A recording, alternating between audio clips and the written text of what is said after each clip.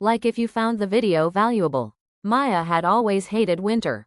The streets turned to a slush of gray and brown, the skies were endlessly overcast, and the cold always seemed to find its way beneath her layers. Running a fruit stall in December was an act of stubbornness more than business. No one bought peaches or plums in this weather. But she still opened her stall every morning, hands numb as she arranged the sad-looking apples. On the first Monday of December, she found something strange. There, sitting neatly at the center of her display, was a punnet of strawberries. Fresh, red, plump, impossible. It was too late in the season. Even the specialty grocers didn't have strawberries this time of year. Confused, Maya leaned closer and noticed a folded note beneath the plastic lid. "You once told me strawberries could fix anything. Let's see if they still can." Her breath caught in her throat. She hadn't said that in years. Not since Liam. He was the boy with ink-stained fingers and a camera always hanging around his neck. They'd met 4 summers ago at the farmer's market, his photography booth set up beside her fruit stand.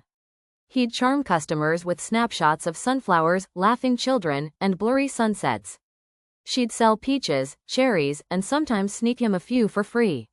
They spent that summer in a world of fruit and film, trading stories and secrets. Maya had fallen for his crooked smile, his terrible puns, and the way he made even the simplest things feel magical. Like the time they got caught in a thunderstorm and he kissed her under a tarp, laughing like they were characters in a movie. But then he got accepted into a photography program in Florence. And without much warning, he was gone. 3 years, no calls, no postcards, nothing. And now, this. On Tuesday, another punnet of strawberries. Another note, still sweet, but not as sweet as the girl who taught me how to eat them with honey and sea salt. By Thursday, she was waiting for it. When she lifted the cover of her stall, there they were again. This time, with a thermos of hot cocoa. To warm your hands. I remember how you hated the cold. Each morning, the notes became more personal. Memories woven into tiny gifts. The paper smelled faintly of cinnamon, like the notebook he used to carry. Maya didn't know how to feel. Part of her was furious. He left. He didn't write. He disappeared. But another part, one that still remembered the warmth of that summer, was melting. On Saturday, there was no punnet.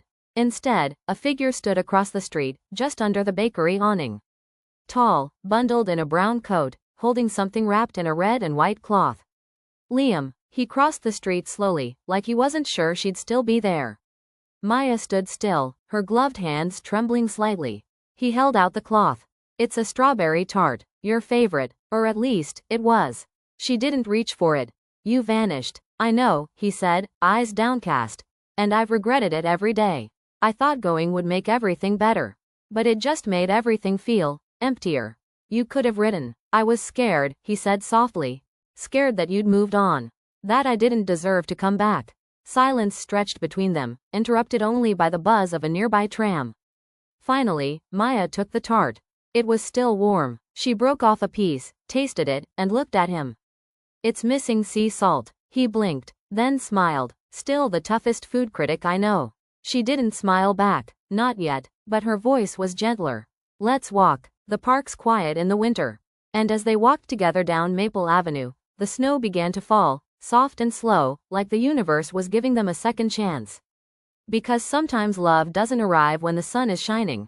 Sometimes, it comes back when everything else is frozen, bringing strawberries in December.